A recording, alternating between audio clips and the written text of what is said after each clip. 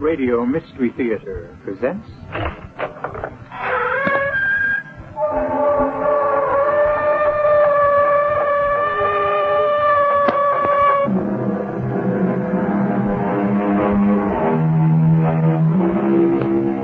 Come in. Welcome. I'm E.G. Marshall.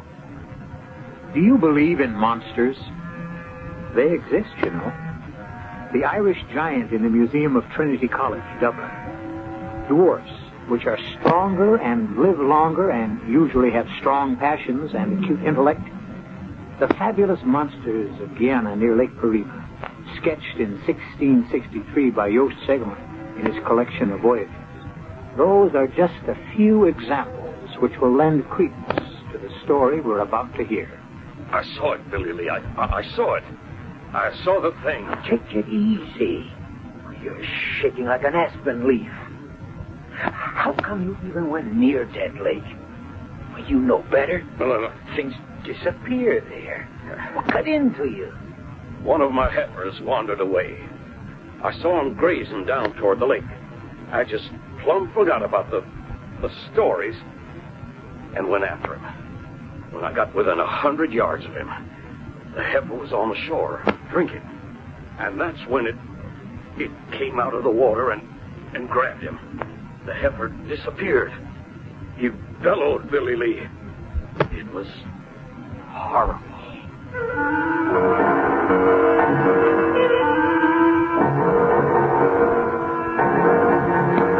Our mystery drama, The Horror of Dead Lake, was written especially for the Mystery Theater by Roy Windsor and stars William Prince and Gordon Gould.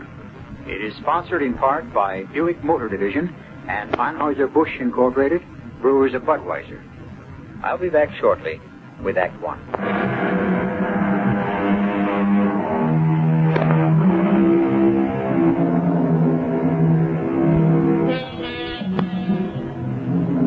Since the earliest times, monstrosities have attracted attention and have engendered the cloying fear we experience in the presence of the unnatural. The Loch Ness Monster, for example. Is it fact or fiction? The search for it still goes on. Cyclops? The monster with one eye? Oh, there undoubtedly was such a creature because there still are. Really. At a point where the nose sticks out from the forehead, there's a single orbital cavity with an eye in it. Well, in this tale, we encounter another deviate from nature when we discover the hideous thing that inhabits the Dead Lake. Claude, Yes? was it all right? Not too grim? No, it was all right. I know how much you loved your father. He lived a long life, and he didn't suffer. The lawyer went over things and assigned them to me. The savings, the old house, that kind of thing. It was sad, come to think of it. But it's over now. You know, Polly, there's something I never told you because I'd forgotten about it. So had my dad, for that matter. Oh? A castle in Spain? A map where the treasure's buried? You know, you're not so far off at that. My dad left me 50 acres of land near a small town in Florida, Horaceville. 50 acres? Mm-hmm. And with land down there selling for a fortune? Well, not this land. There's something funny about it. A long time ago, back in the early part of the 18th century, a certain Silas Baxter, an ancestor of mine, was, I kid you not, a pirate. Claude. He must have run a pretty good ship, because when he left the sea, he bought those 50 acres and built himself a castle. He called it the Captain's Doubloon. A castle? Oh, not a great big one, but big enough. The history of the Captain's Doubloon has been handed down from one Baxter to another. It was among my father's papers. I see.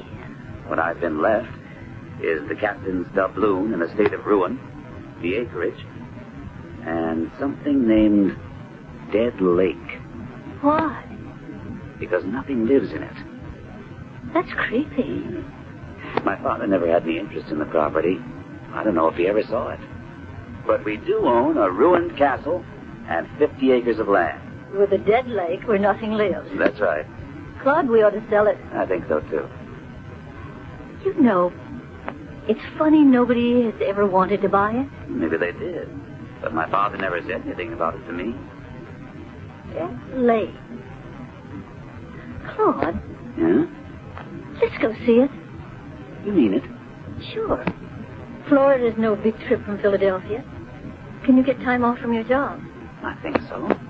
I could take off Friday, and we could have most of Friday and the weekend. I can't promise anything, Polly. The captain's doubloon is a ruin. Maybe the acreage is worthless. But what about Dead Lake? I'd like to know why it's dead. Wouldn't you? Yes. Tell you what I'll do. I'll telephone the lawyer who settled my father's estate. Maybe he can give me the name of someone to see when we reach Orisville. I don't think Orisville's much more than a widening in the road. I'm so excited. A deserted old castle. A dead lake.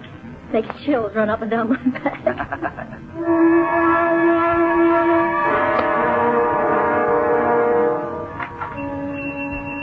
Well, Mr. Micah, and how are you, sir? Quite well, I thank you. Here is my food list. Can you also obtain the chemicals I've written down here? Oh, yes, sir. No problem. I'll have one of the boys drive over to collect. I gotta pay him, of course. I understand. I will give you these. I have before. Yes, sir, you sure have. Doubloons. My goodness, what pretty coins. Solid gold. Mind if I ask you something, Professor? Johnny Reed was in here yesterday. He's scared white. A heifer of his wandered down to the shore of Dead Lake, and Johnny said some kind of thing. Grabbed it, dragged it under the water. Johnny said it bellowed something terrible. Did you hear it? You know anything about it? It is wise to stay away from the lake. I do not go near it. I remain in the castle and do my work. Well, maybe not for long, Professor. You've been squatting there so long, I guess you feel you own the place. But the real owner's coming to Dorisville Friday afternoon, tomorrow. A fellow named Baxter. Same as Captain Silas Baxter. Stole all them doubloons from the Spanish. Like these you just gave me. I have found a few. Well, where'll you go? Baxter tells you to get out. I will have no choice. I would leave. He will discover that the property is worthless. When he goes home, I will return. Maybe. You got this idea of developing the land and selling it for home sites. You have tried to do that before, Mr. Billy Lee. I sure did. Those persons I drove over to look at the land never did find their child. Quicksand. Not according to the sheriff and his men. They scoured, dredged the lake. All they found was some of the child's clothes. Yes, regrettable. The lake is dangerous. Why? There are unknown things in nature.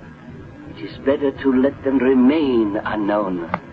Now, I will return tonight for my supplies. Oh, hello there, Professor. Good morning.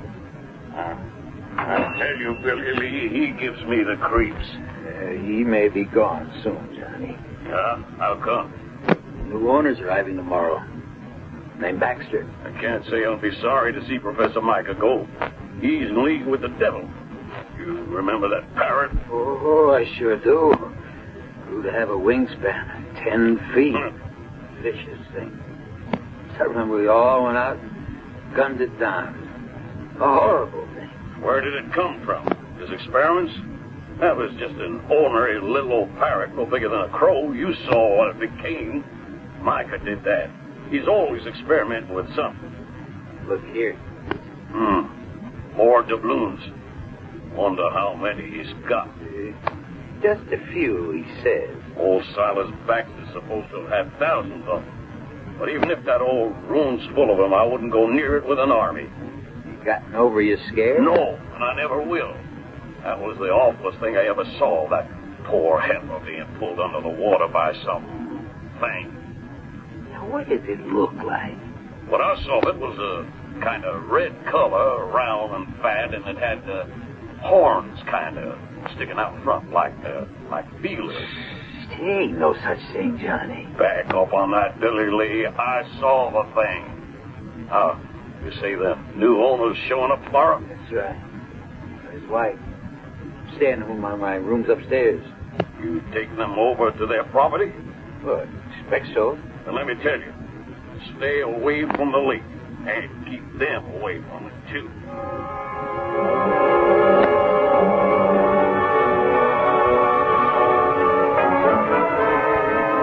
The room's lovely, Mr. Harrison. Oh, Billy Lee. Oh, I'm pleased you like it, Miss Baxter. It's fine. I like your store, too. Oh, it ain't much. Just a general store. Got just about everything in it that folks around here need. Well, it's very nice. Not bad for a one-horse town.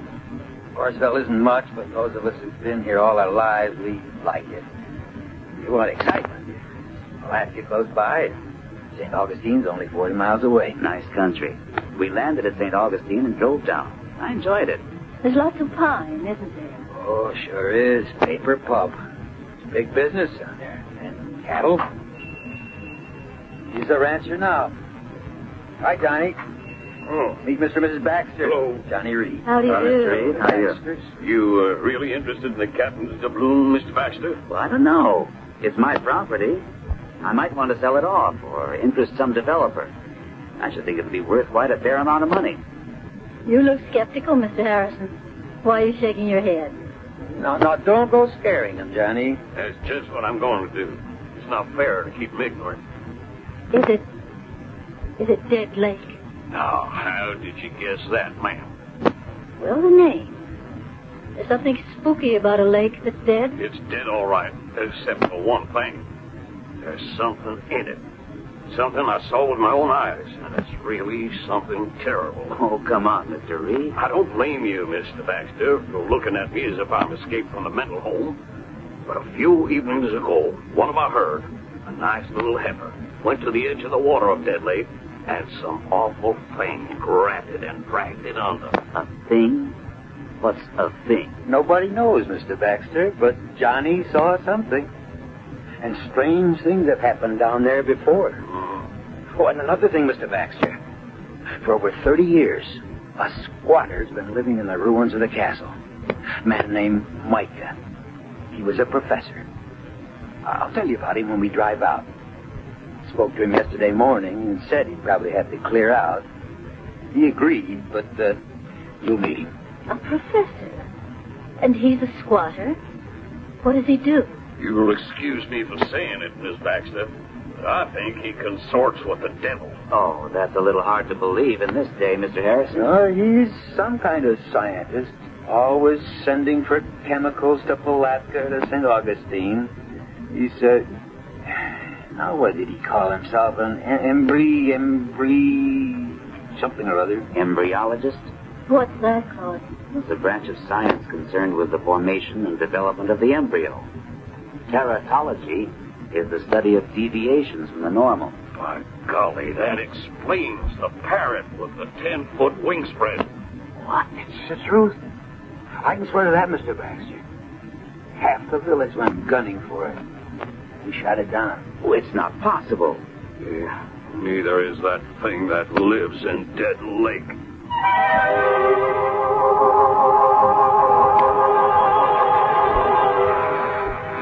What do we know about what exists at the bottom of the oceans?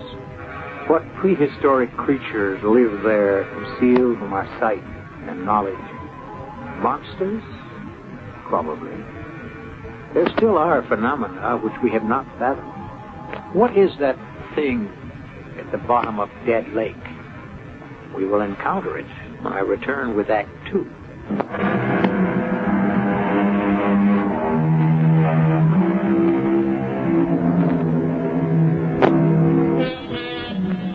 The subject is monsters. We seldom think about them, if we ever do, but there are monsters all the same. They are, in fact, studied in zoology under a special branch named tetralogy, concerned with deviations from the normal in the embryo. When deviations occur, the result can be a monster. Primitive man believed that a monster was the result of a woman's pact with Satan. Nonsense, of course. But the fact of the monster remains. What beautiful little birds you are.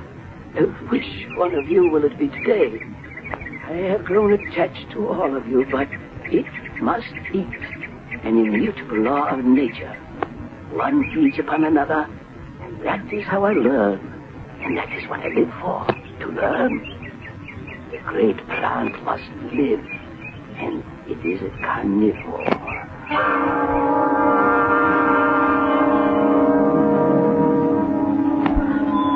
Claude.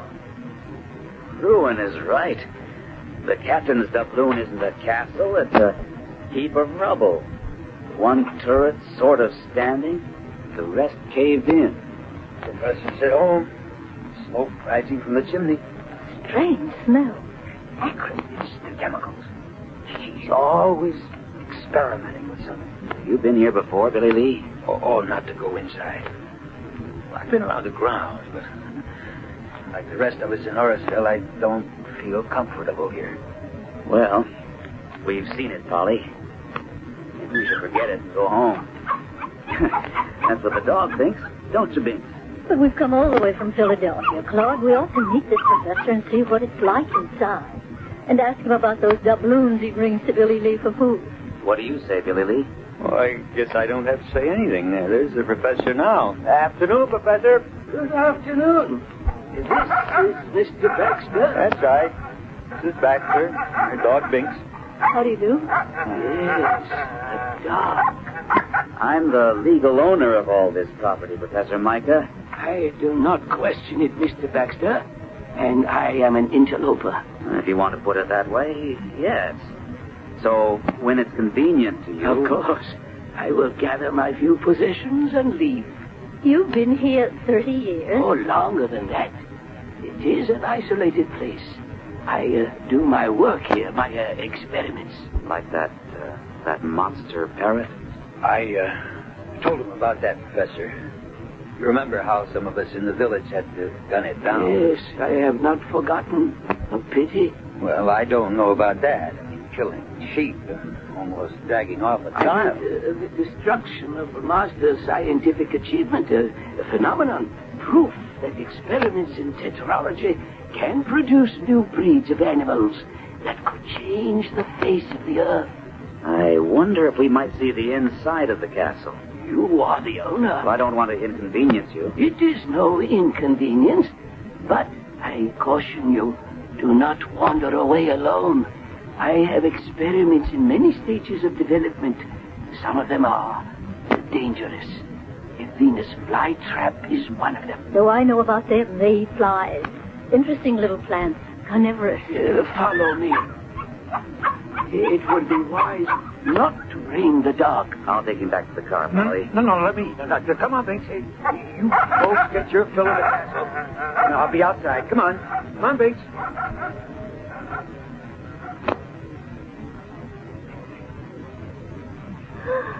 Oh, my goodness. What's that thing, Claude? It looks like a huge sunflower plant. And look at those pouches at the end of its leaves. They're bigger than a pelican's pouch. Much bigger and much more dangerous.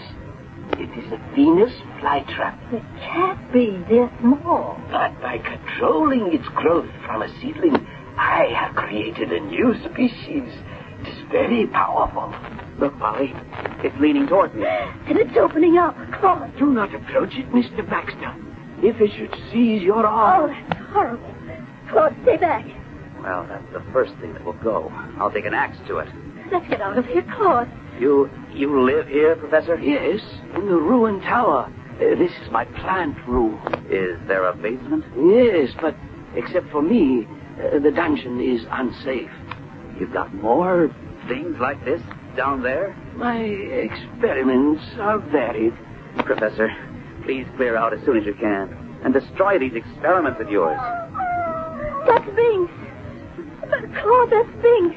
He sounds like he's being killed.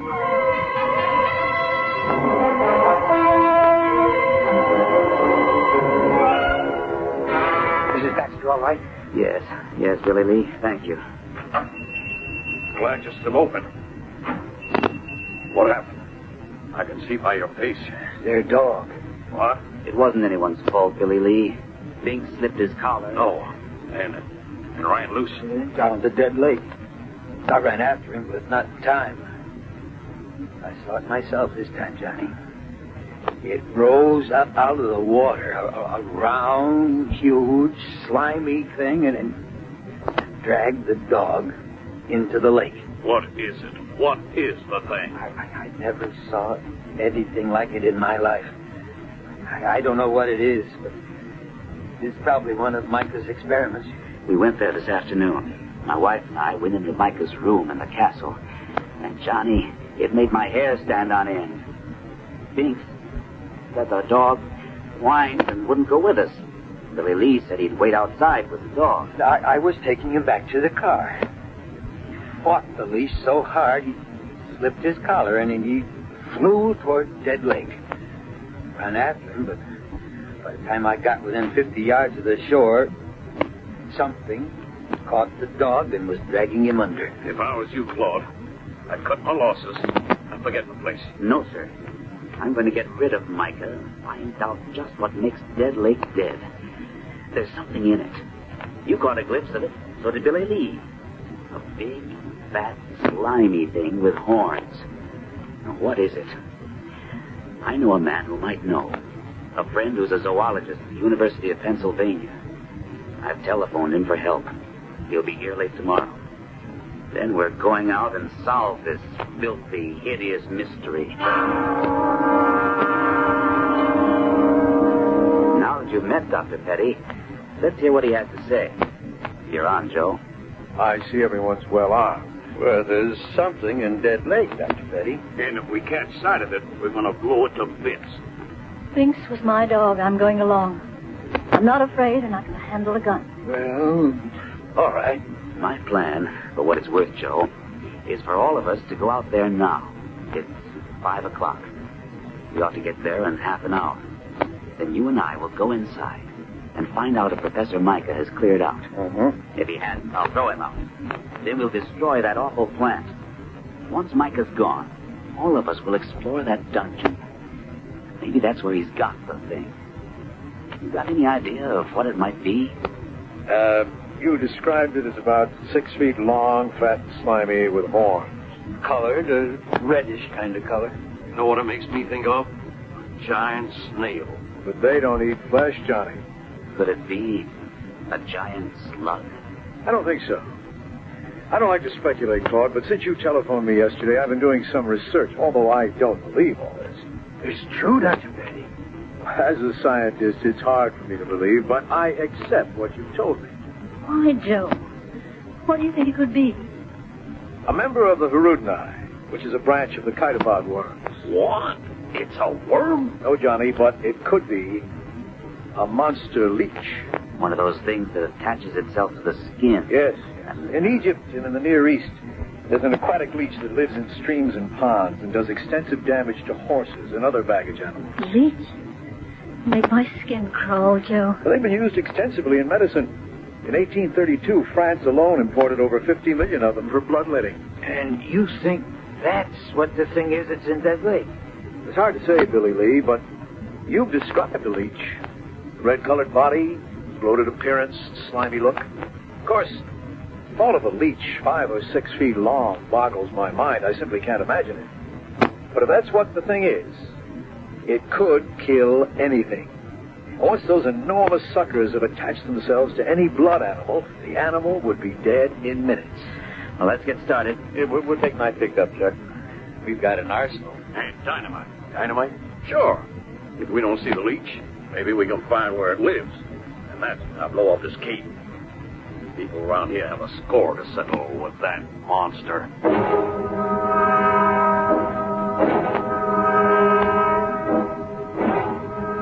I told you to get out, Professor Micah.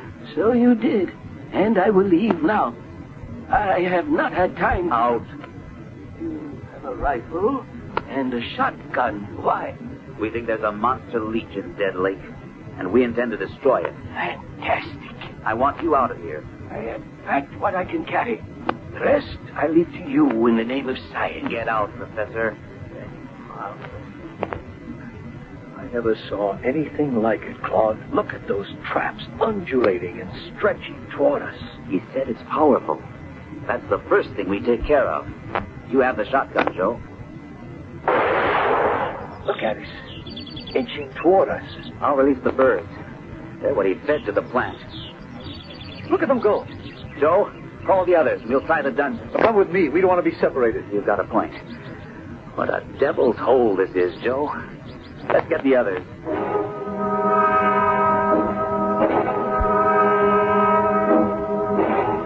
Glad I brought the axe. You see that thing trying to wind itself around me? Some kind of vine? Strong as wire. It's awful down here. What's that over there, Claude? Shine your light. A huge door. Hinged with a drop lock. Do you think... Don't open it, Claude. Mister, what's that? Sounds like something breathing underwater. Wet, bubbly kind of breathing. There's one way to stop that. No, Claude, don't shoot. I've got a better idea. There is something behind that door. It's the thing, the giant leech. You won't kill it with one shot. Well, what's your idea, Dr. Petty? That door must open into a tunnel, and the tunnel probably leads to the lake. Now, if we can trace the tunnel from above, on the ground, and see where it leads to, Johnny here can dynamite the entrance and block the thing in. That's when we'll have it trapped, and that's when we'll kill it. Good idea. Everyone stick together. We'll go back upstairs and out. I never want to see this place again. You'll be all right, Polly, when we get out into the air. Come on. Walk between Joe and me.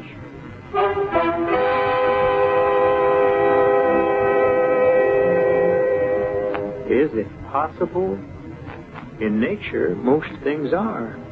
And nature, with a prod from an experimental scientist, has created a monster. A giant, predatory, hideous monster leech. I'll be back shortly with Act 3.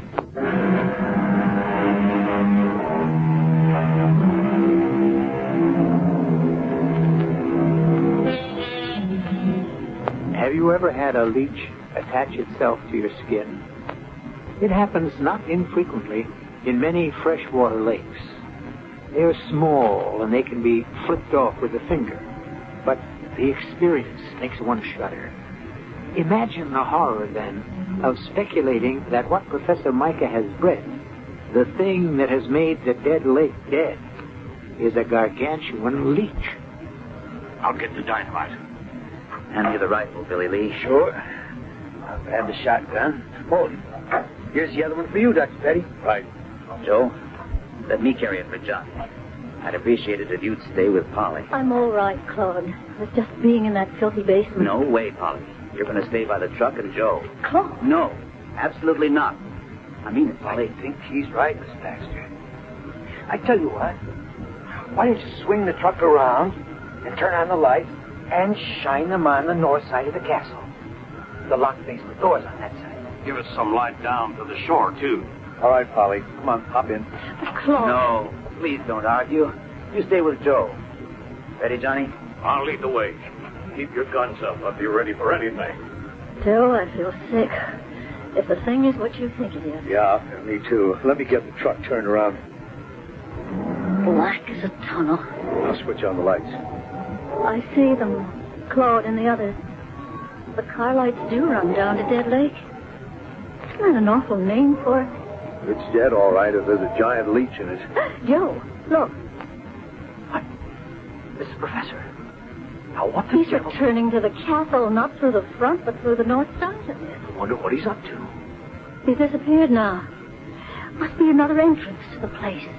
If Johnny does blow up the tunnel and the professor's in that basement... Claude ordered him out. I know that. All the same, he is a human being. And... I don't think he's a human being at all. Shine your big torch over the lake, Johnny. Shore cuts through the blackness all the way to the other side. Johnny, look. Something's moving just under the surface of the water. It's moving to the other side. Look, follow it with the torch. Look at it.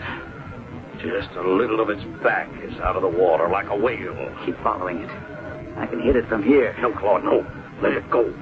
When it returns from the other side of the lake. Oh, no. That's a small deer over there. See? The thing is coming out of the water. We'll fire a shot, Claude. It scared the deer. Look at that thing. It's half out of the water. The deer got away. Johnny, follow where the thing swims. It's coming toward this side of the lake, a few hundred feet north of us. Come on. No, hold it. If it does have a cave or a tunnel to a cave, we don't want to scare it off. Just watch it. It's at the surface. And it's disappeared. Now, let's move.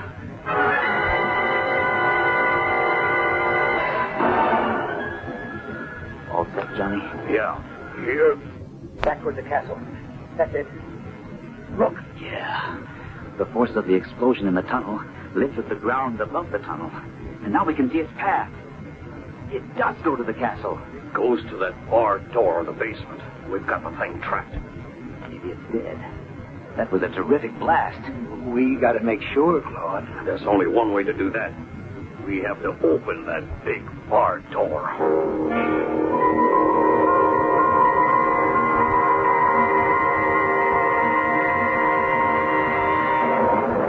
Now what, Joe? I don't know. There was a big charge of dynamite. They must have found the tunnel. What about the thing? Dead, probably. Just the force of the detonation could kill it, but I don't know. Look, they're coming back. Maybe don't tell us. There, that got their attention. Is it dead? Claude? Is it dead? I don't know. We hope the explosion caved in on the thing and killed it.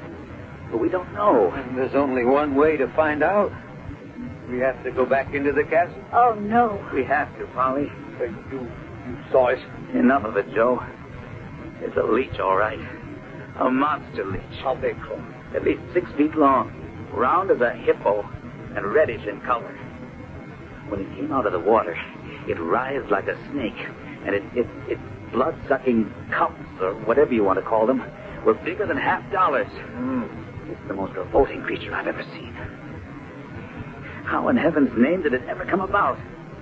Experimental breeding and crossbreeding. Professor Micah developed gigantism in some strain of leech until he achieved one with monster size. Well, why would he want to do something like that? All scientists, Billy Lee, are fascinated by the subject of life. How it can be controlled and developed. He's in there, Claude. In the castle. Micah? That's right. The headlights from the truck picked him out just as he disappeared through some of those big stones on the north side. Well, then, we may have killed him. It's a blast. If that blast blew open that hinged door... Come on. Let's see where he went in. We'll follow him. Leave the dynamite detonating box here, Johnny. Grab this shotgun. You told him to get out, Claude. Why would he want to come back? Joe, I'm afraid. You stay here with me. There's nothing we can do to help. But if something should happen to Claude, and it was my idea to come down here, he didn't want to. And now if something should happen...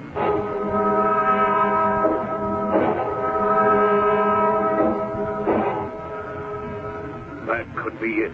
See where I'm shining the torch? Yeah, it could be. Just about wide enough for a man to squeeze through. All right, follow me. Hold it, Claude. You bring up the rear. Now, wait a minute. I'm not going to have you risk your lives any more than you already have. Billy and me have the shotguns. Much more effective close range. You bring up the rear with your rifle. Right, Billy Lee? Right. I don't know what to expect, but whatever we find, it's bound to be close range. Let's go, Johnny. This place is a house of horrors. Ought to be burned to the ground. It will be, once we know that the monster leech is dead. It's Micah from that big room in the doctor. Have your gun cocked, Johnny. And go slow. Look. Oh, good Lord. The leech. It's all over him. Move back, Johnny. Micah's dead. The leech is all over him. Shoot, Johnny. Blood. All over. Is it dead?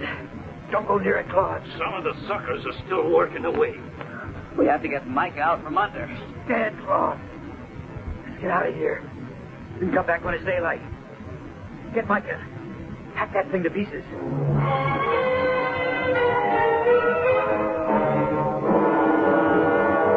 Joe, I can't stand it.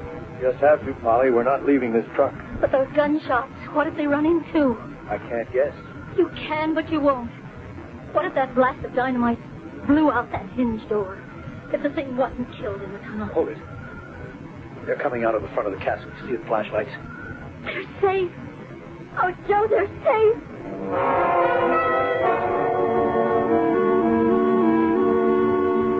Are you all right, Polly? Still feel a little faint. When you saw Claude safe returning to the truck, you passed out. I remember. Joe was right. Professor Micah had developed a giant leech. It lived in a tunnel which ran from the shore of Dead Lake up to a cave near the castle. When Johnny set off that blast of dynamite, the tremendous repercussion broke the hinges of the door into the cave, and the leech got out. Micah was there in the room. He was probably stunned by the blast. That's when the leech grabbed him. There was nothing we could do to save him. It must have been awful. It was a nightmare, Polly. We're returning there in the morning. So am I. Polly. No, Claude. I got us into this, and I'm going to see what's in that room.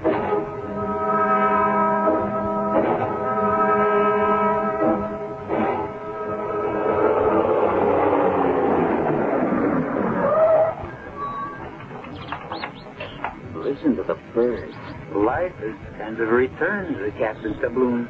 I don't feel much like going down into that basement again. And I'm not sure it's safe for Miss Baxter. Don't you worry about me, Johnny. Now that I know the monster leech is dead, I'm not afraid. All right. But let's go in through the front. Have we got everything? Lights, ropes, And my shotgun, just in case. And camera. watch your footing, Polly. And when we go down into the dungeon, stay between us. Let me lead, Claude. I've got the gun. There it is. Poor old Micah's under that thing. Aim that big light right at it, Johnny. It's incredible. It's 6 feet long and 4 feet thick. Micah let out one scream, and then he was dead. Hardly frightened, maybe. Keep the light trained on him, Johnny. We'll try to pull him free. Let me take a few pictures first. No one's going to believe this horror. Claude, what about Professor Micah? What happens to him now? We give him a decent burial. And Joe wants to find out, if he can, why Micah did all this.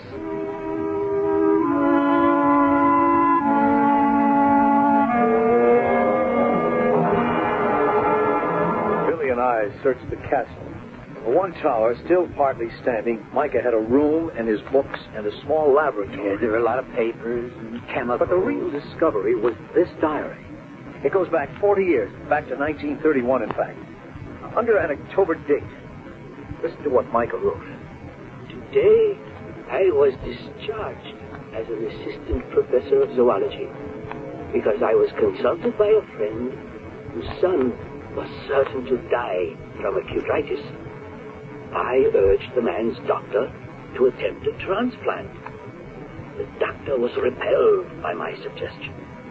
I explained that in zoology, I had conducted many experiments in which I have saved small animals with various organ defects.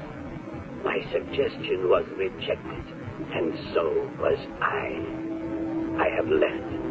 I intend to continue my experiments somehow, somewhere, south probably, but at least I will have the climate in my favor. And one day, I am convinced the name of Micah will be honored for his proof that life can be prolonged and improved. There it is. And a lot more. Poor man. He wasn't really mad. He just felt rejected. And because of his bitterness, his experiments became grotesque. Through that huge parrot, for example, he intended to prove to skeptics that man's magic, science, could reshape mankind and his environment. He was an intellect, and far ahead of the time in which he lived. And the giant leech? Like the parrot, another proof of what Micah maintained, control of life. And both got out of hand. I'm going to publish Micah's papers, Claude. And I'm going to burn the captain's doubloon to the ground, make that land habitable again, and stock Dead Lake with fish. That horror is gone. Nature, with a little help from me, will restore it.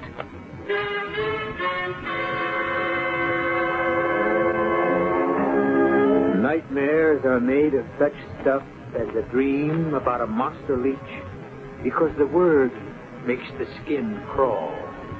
And when in sleep a fiend or incubus oppresses you, wake up. It will go away.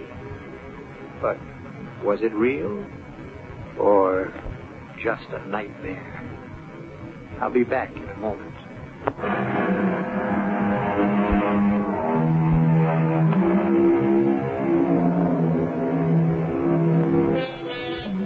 It is foolish, I think, to dismiss anything. Was it conceivable years back to imagine men walking on the moon? Is the notion of a huge killer shark unimaginable? We know a great deal about Earth, something about the universe, but isn't anything, or almost anything, conceivable? Monsters are, and our story's giant leech was one of them. Our cast included William Prince, Gordon Gould, Ann Shepard, George Petrie, and Gil Mack. The entire production was under the direction of Hyman Brown. And now, a preview of our next tale. Who is it? Till next time, pleasant dreams.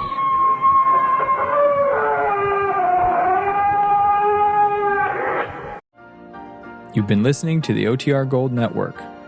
Find more classic radio at otrgold.com.